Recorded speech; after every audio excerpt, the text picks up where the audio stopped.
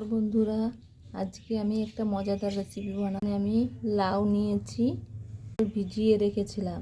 আমি পেস্ট করে নেব। শিলবাটায় বেটে নিয়েছি, লাউটা শিলে বেটে নিয়েছি।